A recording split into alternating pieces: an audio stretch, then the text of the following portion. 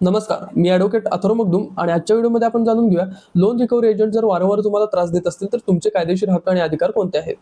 ह्याच्यामधला पहिला अधिकार आहे वेळेची मर्यादा म्हणजेच टायमिंग रूल्स. तर आरबीआय गाईडलाईन्सनुसार लोन रिकव्हरी एजंट जे आहेत त्या लोन रिकव्हरी एजंटना तुम्हाला कॉल करण्याचा जो टाइम लाईन आहे किंवा टाइम पिरियड आहे तो आहे सकाळी 8 वाजल्यापासून संध्याकाळी 7 वाजेपर्यंत. सकाळी 8 ते संध्याकाळी 7 पर्यंत ते तुम्हाला कॉल करू शकतात किंवा भेटू शकतात, पण त्याच्या व्यतिरिक्त म्हणजे सकाळी 8च्या अगोदर आणि संध्याकाळी 7 नंतर ते तुम्हाला कॉल करू शकत नाहीत, ते तुम्हाला भेटायला येऊ शकत नाहीत. हे आरबीआयच्या स्ट्रिक्ट गाईडलाईन्सनुसार म्हणजे आरबीआयच्या गाईडलाईन्समध्ये स्ट्रिक्टली मेन्शन केलेलं आहे.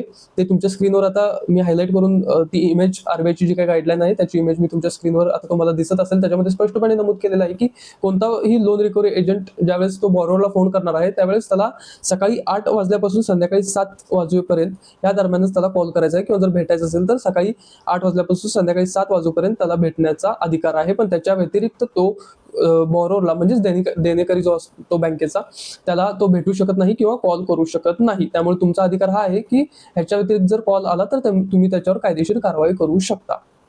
त्याच्यानंतर दुसरं आहे प्रायव्हसी भंग करणे. प्रायव्हसी भंग करणे म्हणजे काय? तुमचा लोन इतरांना सांगणे हे एक प्रकारचं प्रायव्हसी व्हायोलेशन आहे.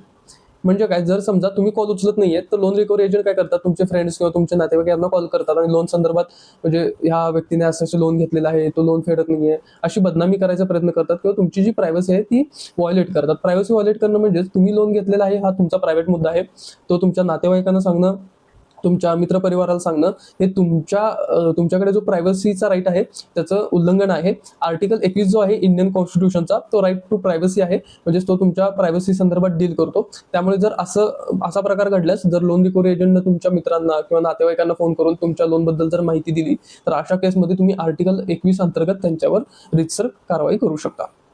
ह्याच्यानंतर पुढचं आहे वारंवार फोन करून त्रास देणे. रिकव्हरी एजंट काय करतात, सतत कॉल करून मेंटली डिस्टर्ब करतात. आणि जर सतत ते कॉल करत असतील आणि तुमची जर मेंटली हॅरॅसमेंट होत असेल तर अशा केसमध्ये तो एक क्रिमिनल ऑफेन्स आहे आणि IPCच्या सेक्शन 506, 507 तसेच 503 ह्या सेक्शन अंतर्गत तुम्ही त्या लोन रिकव्हरी एजंटवर कारवाई करू शकता.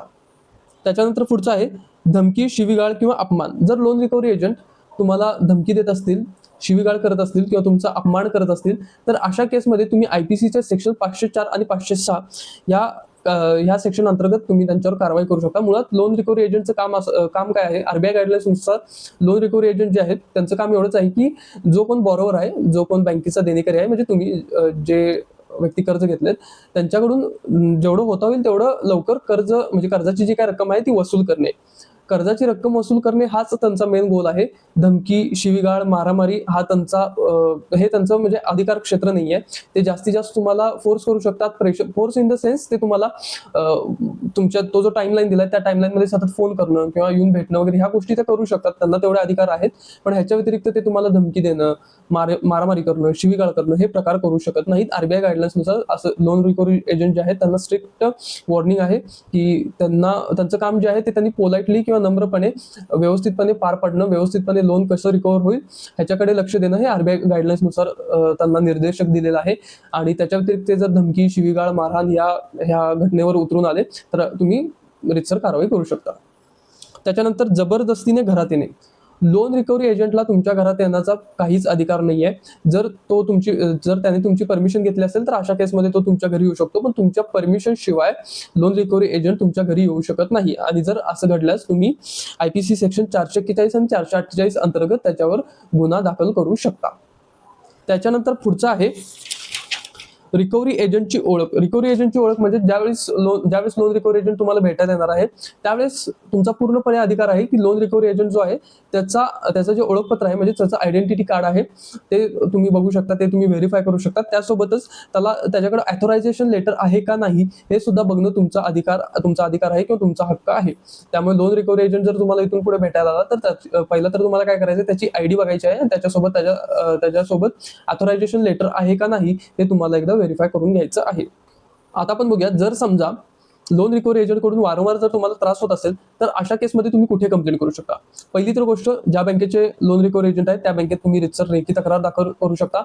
त्या लेखी तक्रार मध्ये तुम्हाला जो काही त्या लोन रिकव्हरी एजंट पासून त्रास होतो तो त्रास तुम्हाला तिथे मेन्शन करायचा आहे. त्यासोबत तुम्ही पोलीस स्टेशनमध्ये कंप्लेंट करू शकता. आता मी जे तुम्हाला कलम म्हणजे सेक्शन सांगितले आयपीसीचे, त्यासोबत जे संविधानातील आर्टिकल सांगितले त्या आर्टिकल्स अन्वये तुम्ही पोलीस स्टेशनमध्ये त्याच्यावर त्या लोन रिकव्हरी एजंटवर तक्रार दाखल करू शकता.